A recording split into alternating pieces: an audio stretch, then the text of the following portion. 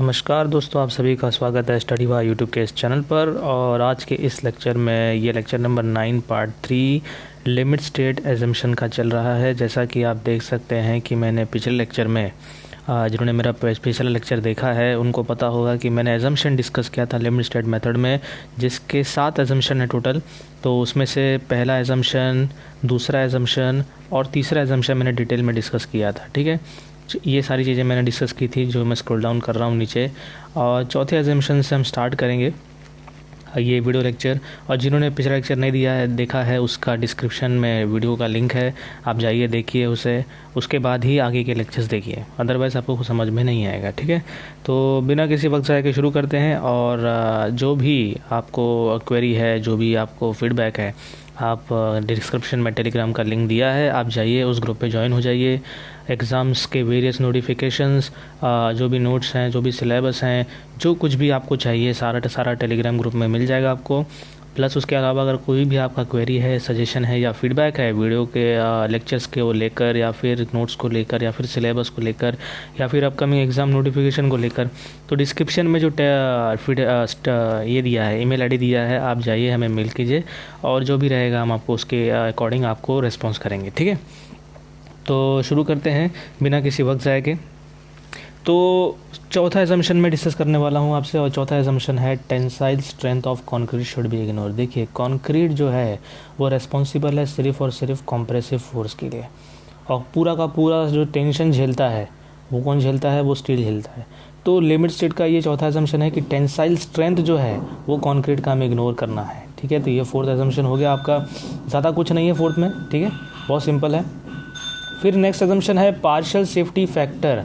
Partial safety factor जो limit state ने दिया था वो कंक्रीट के लिए 1.5 था, स्टील के लिए 1.1 था। ये बहुत इंपॉर्टेंट है, आपको याद रखना है। और मैं जैसा कि आप जानते हैं कि लिमिट स्टेट में भी दो होते हैं, एक कोलैप्स होता है जो मैंने आपको एक्सप्लेन किया, और एक सर्विसिबिलिटी होती है। सर्विसिबिलिटी के केस में आपका फैक्टर ऑफ सेफ्टी जो है वो 1 हो जाता है, कंक्रीट के लिए भी और स्टील के लिए भी 1 होता है, ये आपको पता होना चाहिए।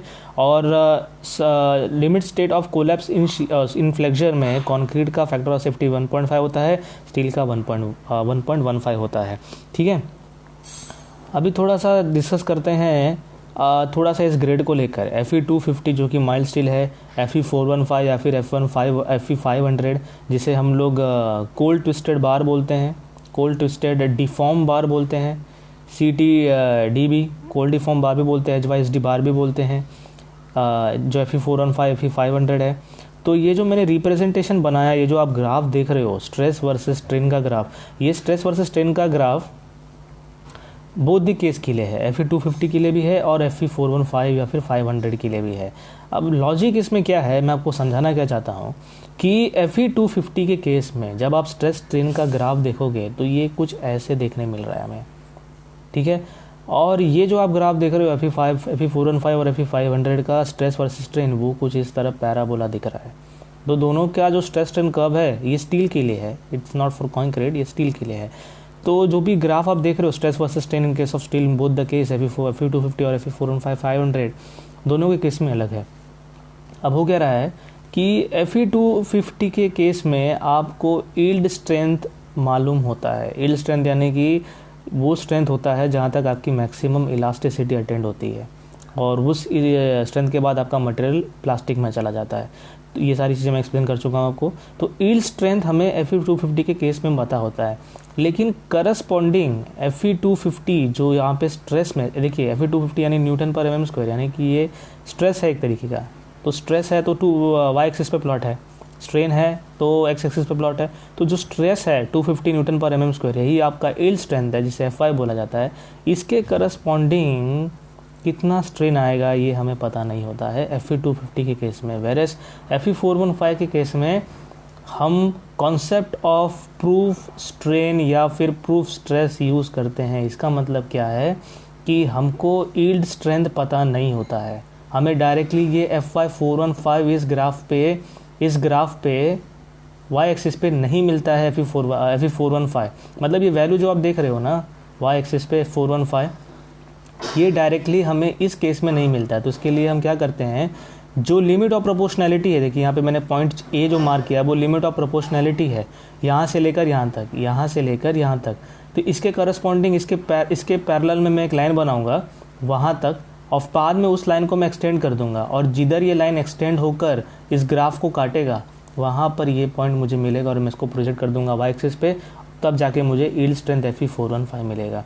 इसका मतलब क्या है कि Fe415 और Fe500 के केस में आपको यील्ड स्ट्रेंथ डायरेक्टली नहीं मिलता। उसके लिए आप क्या करते हो, यहाँ से इस पॉइंट जो कि O है, यहाँ से आप कुछ डिस्टेंस पे, कितने डिस्टेंस पे, 0.2%, यानी कि 0.0002 ऐसा होगा, सॉरी ये ऐसा है, 002 आएगा, ठीक है। तो 0.002, तो 0.002 एक्स एक्सिस पे आप एक पैरेलल लाइन बनाओगे जो इसके पैरेलल रहेगा लिमिट ऑफ प्रोपोर्शनैलिटी के, और बाद में उसे एक्सटेंड कर दोगे और जिधर वो काटेगा उधर आपको क्या मिलेगा, यील्ड स्ट्रेंथ मिलेगा।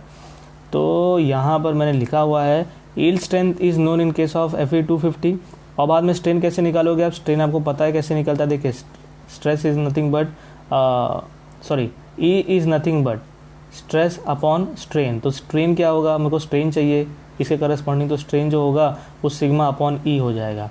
ई क्या है, modulus of elasticity for steel, जो 2 × 10⁵ न्यूटन पर mm² होता है, और जो सिग्मा है, जो स्ट्रेस है वो कितना है, 250 है। Fe250 के लिए स्ट्रेस कितना है, Fy 250, यही यील्ड स्ट्रेंथ और इसी को स्ट्रेस भी बोला जाता है, 250 न्यूटन पर mm², ठीक है। तो कैलकुलेट करोगे तो आपको ये वाला वैल्यू निकल के आ जाएगा, जो मैंने यहाँ पे ग्राफ में डायरेक्टली लिखा हुआ है, आप देख सकते हैं मैंने डायरेक्टली ग्राफ में लिखा हुआ है 0.00125। लेकिन फिर से मैं बता रहा हूँ, डिज़ाइन में हम फैक्टर ऑफ सेफ्टी लेके चलते हैं, तो स्टील का जो स्ट्रेन निकल के आया उसको फैक्टर ऑफ सेफ्टी से डिवाइड कर देंगे, जो वैल्यू निकल के आएगा वो आप देख सकते हैं, वैल्यू आ रहा है आपका 0.00108।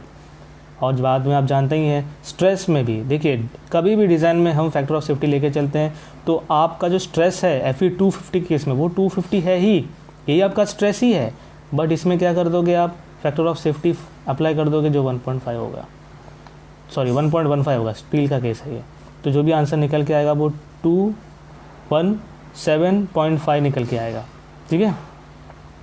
ये कैसे आया 0.87, ये वाला केस मैं डिस्कस कर रहा हूँ, 1/1.15 आप देख सकते हो, कुछ नहीं ऊपर तो 1 है, तो ये 0.87 Fy हो जाएगा। Fy 250 डालोगे तो 0.87 × 250 करेंगे तो आपको 21 ये वाला वैल्यू निकल के आ जाएगा, 217.5। और ये आपका स्ट्रेस है, ये आपका स्ट्रेस है जो आपने डिज़ाइन में लिया है but factor of safety apply करके। उसी तरीके से स्ट्रेन है, स्ट्रेन भी जो आप ले रहे हो, ये वाला जो स्ट्रेन निकल के आ रहा है, इसमें भी आप क्या कर रहे हो, फैक्टर ऑफ सेफ्टी डिवाइड कर रहे हो और बाद में आप डिज़ाइन में ये वाला वैल्यू ले रहे हो। तो ये Fe250 का केस हो गया। वैसे Fe415 या फिर Fe500 जो है ये वाला केस है, उसमें जिस तरीके से ग्राफ आप देख रहे हो उसमें अपने को डायरेक्ट नहीं मिलता है, पैरेलल लाइन बना के एक्सटेंड करके फिर ये वैल्यू मिलता है। तो मैंने इसमें लिखा है कि yield strength is calculated by using proof stress and proof strain, okay. तो ये आपका पूरा एजम्पशन हो गया, पांचवा, चौथा, पांचवा और छठवा भी हम देखेंगे, ठीक है। तो छठवा जो है वो क्या है, वो क्या कह रहा है, देखिए ध्यान से।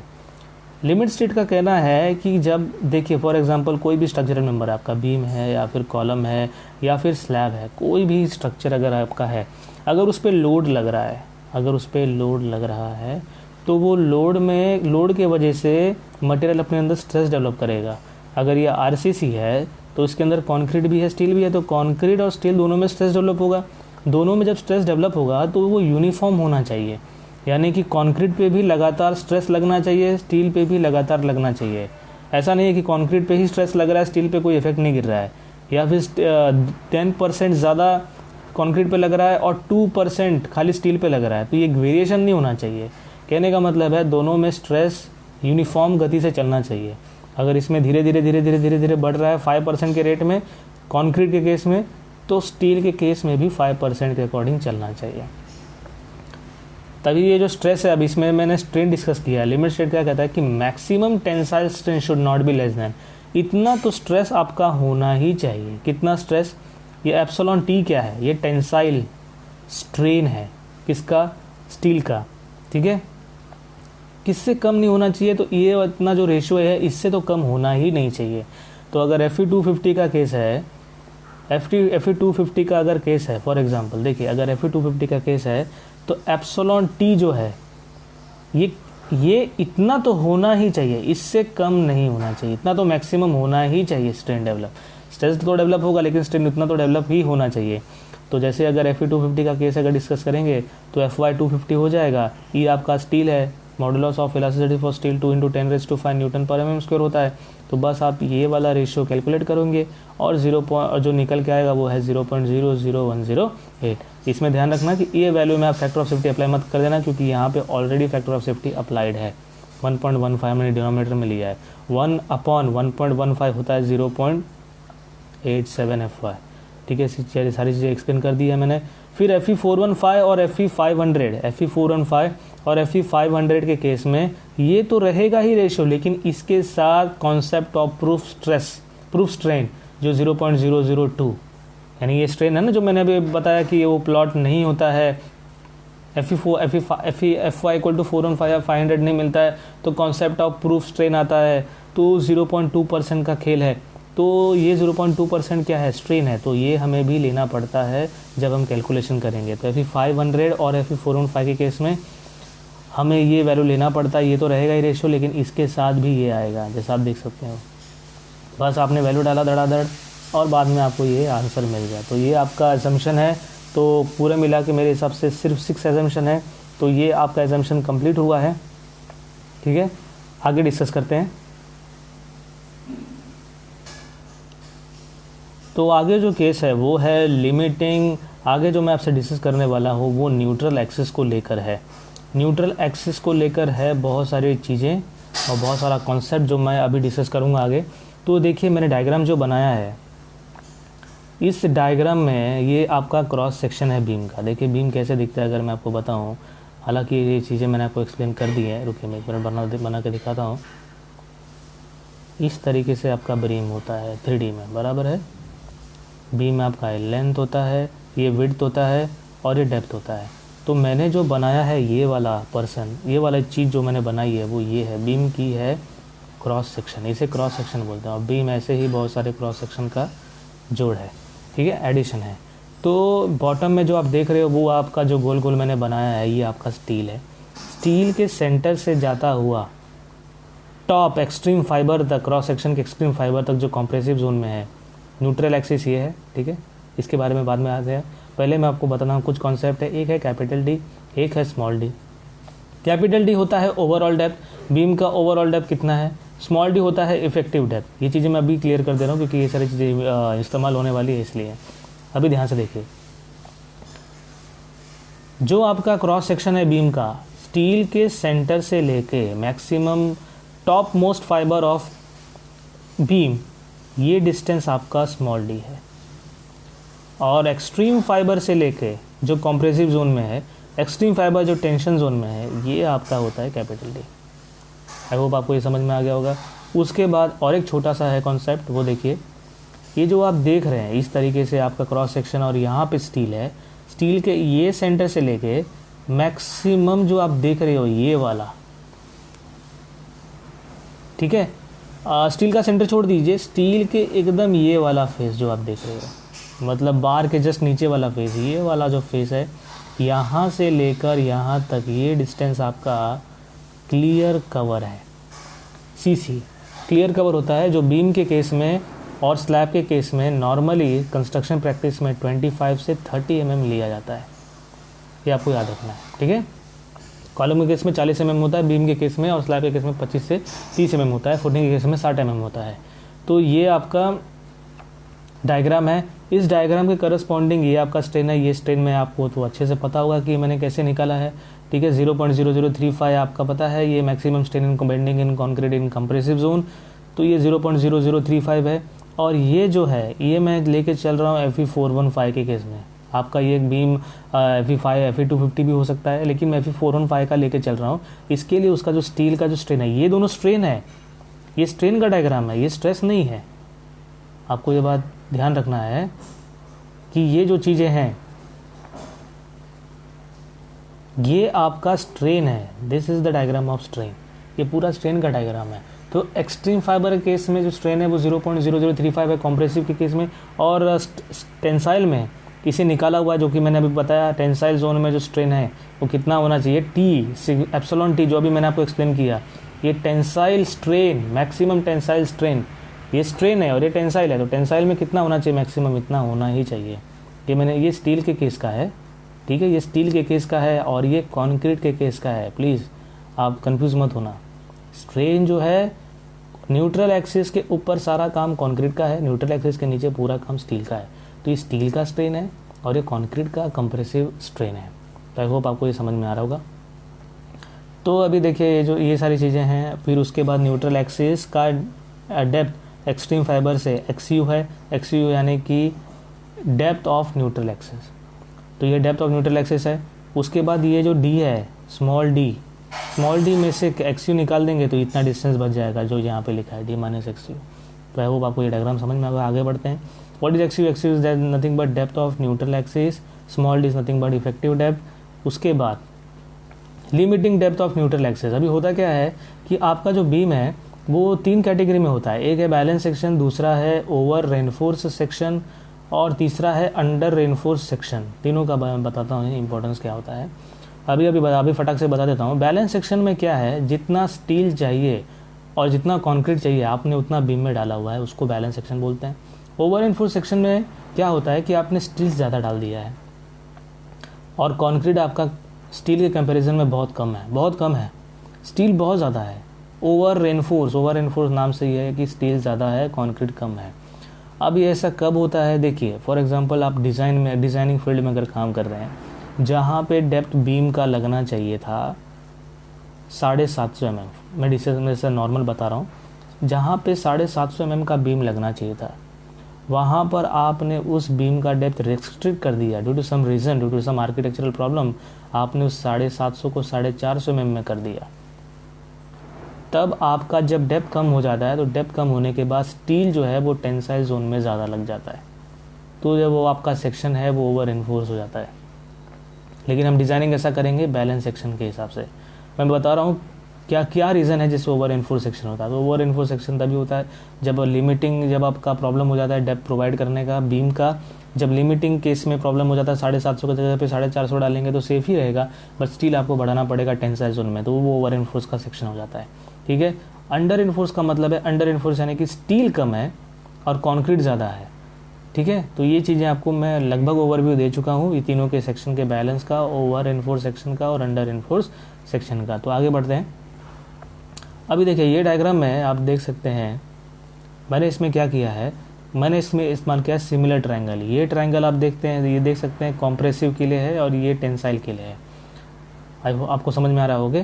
तो ये जो ट्रायंगल ऊपर बन रहा है और ये जो नीचे बन रहा है उसका मैंने सिमिलर ट्रायंगल का इस्तेमाल किया है। जो 0.035 divide by this and this divide by this, तो मैंने यही नीचे यहाँ पे लिखा हुआ है। ठीक है, आप देख सकते हैं ये मैंने नीचे लिखा हुआ है, सिमिलर ट्रायंगल का प्रॉपर्टी इस्तेमाल करके किया है। फिर उसके बाद क्या किया है मैंने, ये जो डिनोमिनेटर में है मैंने ऐसा लिखा है, एक्चुअली ये ऐसा है वो सेम ही है, बट मैंने जगह नहीं था तो मैंने साइड में लिख दिया।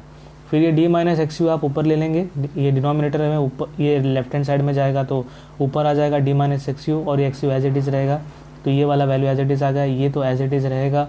फिर उसके बाद ये एक्स अब ये मल्टीप्लिकेशन में है तो इससे तो कोई इफेक्ट नहीं गिरेगा, लेकिन यहाँ पे जाएगा एक्स तो ये d को भी जाएगा और एक्स भी जाएगा, तो ये d minus x upon x 0.035 जो न्यूमरेटर में था ये यहाँ पे जाने के बाद डिनोमिनेटर में हो गया है। आई होप आपको समझ में आ रहा है, मैथमेटिकल एक्सप्रेशन है, ये बहुत ही कॉमन सी चीज़ें हैं। तो ये एक्स डी डिवाइड हो जाएगा, ये एक्स अपॉन एक्स हो जाएगा 1 हो जाएगा, तो ये निकल जाएगा। उसके बाद ये एज इट इज़ रहेगा सेम, कुछ भी चेंजेस नहीं है। इसको आप फर्दर जब सॉल्व करते जाएंगे, जो कि मैथमेटिकल एक्सप्रेशन जो कोई पूछता नहीं है, कन्वेंशनल के लिए इंपॉर्टेंट है, हम सिर्फ ऑब्जेक्टिव के लिए आपका प्रिपरेशन करा रहे हैं। तो बाय सॉल्विंग क्या होगा, x you by D limiting, यानी लिमिटिंग का मतलब मैं आपको बताता हूँ, वो इतना निकल के आएगा। और ये इंपॉर्टेंट है, किसी भी ऑब्जेक्टिव के लिए आपको पूछ सकता है x you by D limiting कितना है, तो ये इतना, ये आपको पूछ सकता है और ये आपको याद रखना है, ये इतना ही आता है। अभी x you by D limiting क्या है होता क्या है कि ये आपका क्रॉस सेक्शन है, एक्स यू लिमिटिंग का यानी कि इतना तो आपका होना ही चाहिए न्यूट्रल डेप्थ का, ये आपका लिमिट है।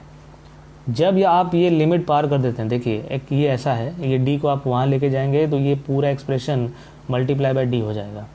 तो जो एक्स यू लिमिटिंग है यानी कि एक्स यू की लिमिट है क्रॉस सेक्शन के न्यूट्रल एक्सिस के डेप्थ का लिमिट है, उस लिमिट कि डेप्थ को जब आप एक्सीड कर जाते हैं, when x you is greater than x U limit, और ये एक्स यू कहाँ से मिलता है, जो अदर देन लिमिट है, लिमिट तो आपको यहाँ से मिल गया, ये आपका लिमिट है, ये आपका लिमिट है, इतना मतलब ये क्रॉस सेक्शन का, हर एक क्रॉस सेक्शन का लिमिट है, एक्स यू लिमिट है। दूसरा है एक्स यू, जो आप निकालते हैं मैथमेटिकल एक्सप्रेशन के थ्रू, कैलकुलेशंस के थ्रू, जब आप एक्स यू निकालते हैं तो ये एक्स यू को आप एक्स यू लिमिट से कंपेयर करते हैं, चाहे वो लेस भी हो सकता है, वो ग्रेटर भी हो सकता है, डिपेंडिंग ऑन दैट आप सेक्शन फिर कैटेगराइज करते हैं। मैं बताता हूँ आपको पूरा। तो for any given case we will compare with X U limit with X U. अब आई होप आपको समझ में आ रहा है, एक्स यू लिमिट जो मैंने कैलकुलेट किया वो ऊपर है, और ये वाला जो एक्स यू आप देख रहे हो ये आप क्वेश्चन में दिया होगा वहाँ से निकलेगा। और ये कहाँ से निकलता है मैं आपको अभी बता देता हूँ। 0.36 FC के टेंस कॉम्प्रेसिव जोन के लिए B इंटू एक्स यू, ये वहाँ से निकलता है, ठीक है। तो ये वहाँ से निकलता है आपका एक्स यू, और इस एक्स यू को आप एक्स यू लिमिट से कंपेयर करते हैं। अब बड़ा होगा, छोटा होगा, इक्वल होगा, डिपेंडिंग ऑन दैट आप सेक्शन या तो बैलेंस डिसाइड करते हैं, या तो ओवर डिसाइड करते हैं, या तो अंडर डिसाइड करते हैं, अंडर इन्फो सेक्शन डिसाइड करते हैं, ठीक है। Now for analysis we will compare X U limit with X U. हम कंपेयर करके देख लेते हैं। एक्स यू लिमिट क्या है, limiting depth of neutral axis, जो कि मैं आपको बता चुका हूँ, और सिर्फ एक्स यू क्या है, डेप्थ ऑफ न्यूट्रल एक्सिस। अब देखिए केस आ चुका है, अगर एक्स यू लिमिट से कम हो, एक्स यू लिमिट मान लीजिए यहाँ से लेकर यहाँ तक आपका एक्स यू लिमिट है, ठीक है, मान लीजिए यहाँ से लेकर यहाँ तक आपका एक्स यू लिमिट है, और माफ़ कीजिए एक मिनट दोस्तों, एक्स यू लिमिट मान लीजिए यहाँ से लेकर यहाँ तक है, इसका फिक्स है, और आपका एक्स यू जो है पहले वाले केस में एक्स यू लिमिट से कम आ गया, एक्सट्रीम फाइबर से चल रहा है, तो मान लीजिए एक्स यू यहाँ पे आ गया, तो ये छोटा डिस्टेंस एक्सट्रीम फाइबर से, एक्सट्रीम फाइबर से ये ज़्यादा है, यानी एक्स यू लिमिट ज़्यादा, एक्स यू कम है, तो x you is less than x U limit. जब ऐसा केस है तो न्यूट्रल एक्सिस जो आपका सेंटर में था वो ऊपर शिफ्ट हो जाएगा, और जब न्यूट्रल एक्सिस ऊपर शिफ्ट हो जाएगा तो ये आपका अंडर इन्फोर्स सेक्शन बन जाएगा। और अंडर इन्फोर्स सेक्शन में जहाँ की आपका स्टील कम है, कंक्रीट ज़्यादा है, तो जब लोड लगेगा बीम के ऊपर तो सबसे पहले अपने परमिसिबल लिमिट तक, स्टील पहुँच जाएगा in case of under enforce beam.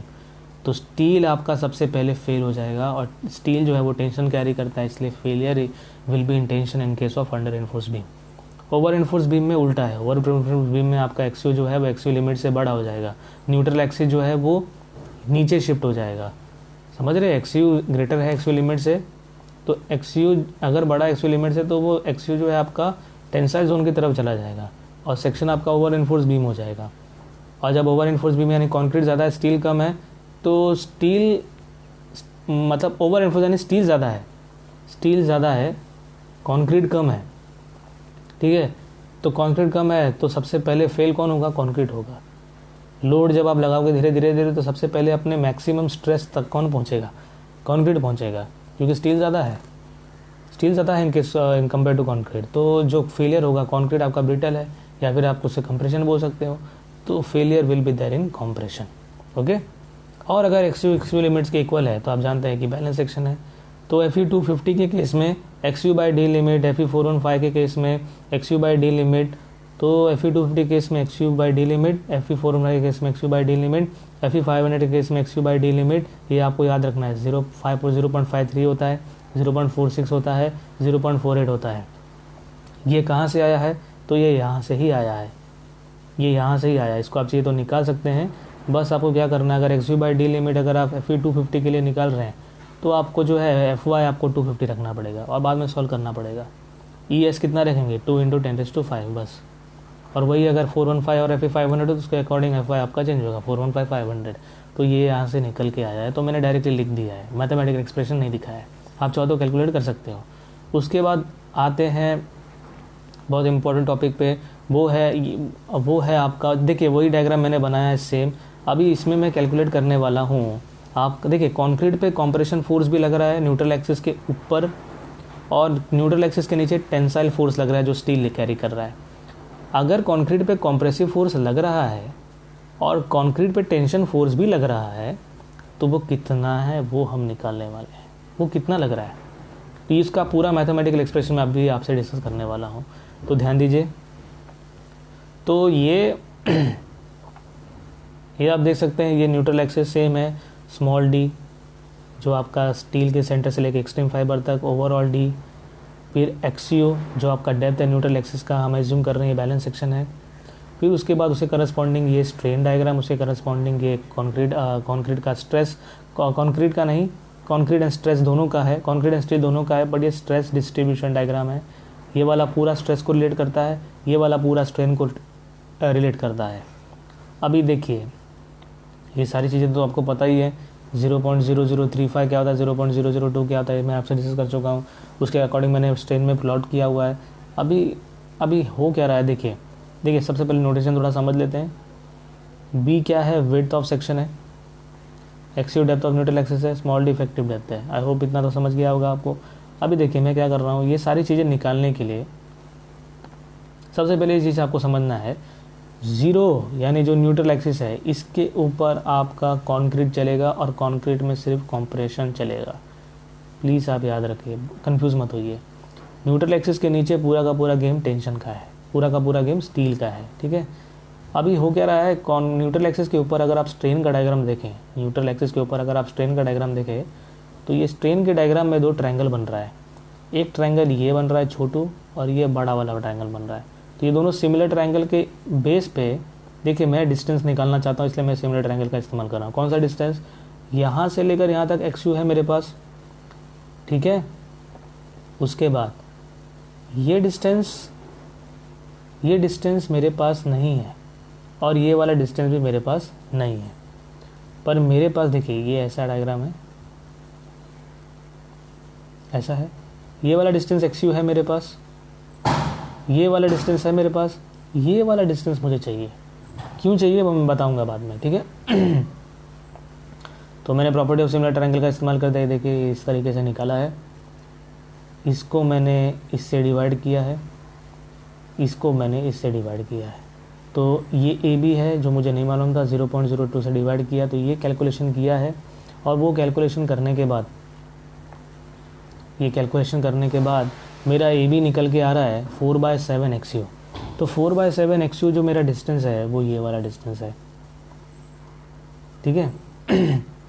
4/7 ये वाला डिस्टेंस है, इधर से लेकर इधर तक, इधर से लेकर इधर तक एक्सियो है, इधर से इधर तक लेके 4/7 है। तो ये कितना हो जाएगा, एक्सियो माइनस 4/7 जो 3/7 एक्सियो है। तो ये कॉम्प्रेशन के केस में जो न्यूट्रल एक्सिस के ऊपर है उसका मुझे दोनों डिस्टेंस मिल गया है।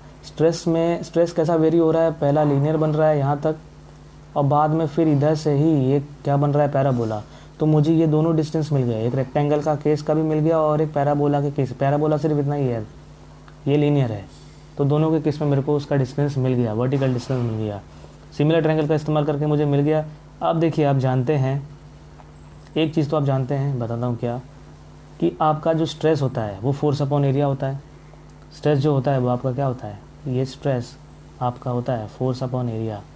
और जब आप कंक्रीट में कंप्रेशन फोर्स लगा रहे हैं या फिर टेंशन फोर्स लगा रहे हैं, कोई भी जब आप फोर्स लगा रहे हैं, कंप्रेशन लगा रहे हैं, टेंशन लगा रहे हैं, तो ये देखिए 0.45 FCK क्या है, ये आपका स्ट्रेस है।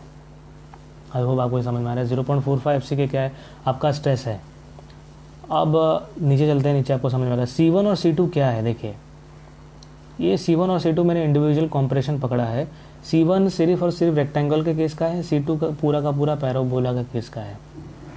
C1 आपका रेक्टेंगल के सेंटर, कभी भी फोर्स जो है वो सेंट्रॉइड पे एक्ट होता है, किसी भी रेक्टेंगुलर, ट्रायंगुलर या फिर कभी भी कोई भी फॉर्म हो तो फोर्स कभी भी उसके सेंट्रॉइड पे एक्ट होता है। तो अगर आपका रेक्टेंगल ये B है और ये आपका फॉर एग्जांपल D है, तो B/2 पे आपका सेंट्रॉइड एक्ट होता है, ये आप पढ़े होंगे मैकेनिक्स में। और पैराबोला के केस में 3/8 पे एक्ट होता है, आपको याद रखना है 3/8, यानी कि ये पैराबोला सिर्फ आपका इतना ही है। तो सेंट्रॉइड जो एक्ट होएगा, देखिए ऐसा है, ये पैराबोला आपका ऐसा है, तो ये आपका बेस है पैराबोला का B, और ये आपका डेप्थ है पैराबोला का D। तो जो सेंट्रॉइड एक्ट होगा C2, ये सेंट्रॉइड आपका यहाँ से लेकर यहाँ तक जो डिस्टेंस है वो 3/8 होता है, याद रखना है आपको, ठीक है। तो ये उसी तरीके से मैंने क्या किया, stress nothing but force upon area. तो C1 के केस में मैंने निकाला है stress is equal to force upon area. तो जो आपने रेक्टेंगल देखा है, देखिए इस तरीके से आपका ग्राफ है, इस तरीके से आपका ग्राफ है स्ट्रेस का, तो मैंने C1 इसके लिए ही सिर्फ पकड़ा है। तो इसके लिए क्या होगा, स्ट्रेस फोर्स में क्या होगा, जो C1 मैं ले रहा हूँ, force into area, stress into area. तो स्ट्रेस जो है वो तो 0.45 सी के, एरिया जो है, एरिया में 2 डायमेंशन होते हैं, एक बी होता है और एक डिस्टेंस होता है। तो आप देखो यहाँ पे जो एरिया है रेक्टेंगुलर के केस में वो कितना है, वो 0.45 सी के तो आपका स्ट्रेस है। बी जो है वो आपका विड्थ ऑफ सेक्शन है, ये पूरा विड्थ ऑफ सेक्शन पे फोर्स लग रहा है आपका C1। विड्थ ऑफ सेक्शन ये वाला है, ये वाला विड्थ, और ये आपका डिस्टेंस।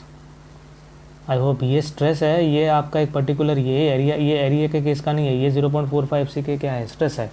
एरिया आपका 3/7 XU vertical distance into B, तो ये ऐसा है। Stress force is nothing but stress into area. Stress आपका सिर्फ इतना है, एरिया आपका ये है, एरिया में भी 2 है, एक विड्थ है और ये वर्टिकल डिस्टेंस 3/7 XU। रेक्टेंगल का वर्टिकल डिस्टेंस, ये वाला डिस्टेंस वर्टिकल डिस्टेंस 3/7 XU। इसे कैलकुलेट करेंगे तो आपका 0.19 FCK B इंटू XU निकल के आता है C1, यानी कि ये वाला केस, ठीक है। अभी दूसरे केस में C2 में है, तो C2 का force stress nothing but force upon area, तो वही force nothing but stress into area, तो स्ट्रेस 0.45 सी के सेम। बाद में एरिया जो होता है पैराबोला का, वो होता है 2/3 B इंटू H, ठीक है। तो B आपका विड्थ ऑफ सेक्शन है ही, H जो है वो पैराबोला का हाइट है, तो पैराबोला का हाइट ये वाला हाइट है 4/7 XU, जो आप देख सकते हैं यहाँ पे स्क्रीन पे 4/7 XU है, ठीक है। और ये आपका B है, लेकिन ये B आप ये मत कंसिडर कर लेना क्योंकि ये स्ट्रेस है, ये B नहीं है, B आपका विड्थ ऑफ सेक्शन है, ठीक है। तो ये इस तरीके से आपका निकल के आएगा और ये C2 आपका निकल के आएगा बाद में। और C1 और C2 को जब आप ऐड करोगे तो total compressive force on concrete निकल के आएगा C1 + C2 = 0.36 FCK B into XU, ठीक है। अच्छा दोस्तों, मैं आपको आई होप आपको ये सारी चीज़ें समझ में आ गई होंगी। अगले लेक्चर में मैं आगे डिस्कस करूँगा क्योंकि थोड़ा सा टेक्निकल प्रॉब्लम यहाँ पे हो रहा है मेरे स्क्रीन पर, तो मैं आगे आपसे डिस्कस करने वाला हूँ। आगे मैं आपको आगे का बताऊँगा ये पूरा। अनफॉर्चुनेटली मैं आगे आपको नहीं बता पा रहा क्योंकि वीडियो काफ़ी लंबा हो गया है और थोड़ा टेक्निकल इशू हो रहा है स्क्रीन पर, तो मैं यहीं पर ख़त्म करूँगा। Total compressive force on concrete जो है वो C1 + C2 है, तो ये आपको याद रखना है, इतना ही रहता है कभी भी। कॉन्क्रीट के केस में मैक्सिमम कॉम्प्रेसिव फोर्स जो रिजल्टेंट कॉम्प्रेसिव फोर्स है न्यूट्रल एक्सिस के ऊपर, कॉन्क्रीट के ऊपर जो लग रहा है, ठीक है। तो ये आपको याद रखना है 0.36 FCK into B into XU, ये न्यूमेरिकल में सॉल्व करेंगे, ठीक है। अगले लेक्चर में मैं आपसे डिस्कस करूँगा, ये लेक्चर नंबर 9 ही है आपका, लेकिन लेक्चर नंबर 9 का ये पार्ट 3 है, तो प्लीज़ आप इसे याद रखना, ये पार्ट 2 या पार्ट 1 नहीं है। जिन्होंने देखा नहीं है पार्ट 1 पार्ट 2 वो देखें, उसके बाद ही पार्ट 3 देखें, अदरवाइज समझ में नहीं आएगा। तो मिलता हूँ आपको नेक्स्ट लेक्चर में, जो लेक्चर नंबर आपका 10 रहेगा। ये लास्ट लेक्चर था, अजम्पशन खत्म कंप्लीट हो चुका है, हम डिज़ाइनिंग की तरफ पूरी तरीके से बढ़ चुके हैं, डिज़ाइनिंग फंडामेंटल्स के ऊपर बढ़ चुके हैं। तो नेक्स्ट लेक्चर में मैं आगे आपसे डिस्कस करूँगा। तब तक के लिए आप पढ़ते रहिए और मिलते हैं आपको नेक्स्ट लेक्चर में, ठीक है। धन्यवाद, थैंक यू दोस्तों, जय हिंद।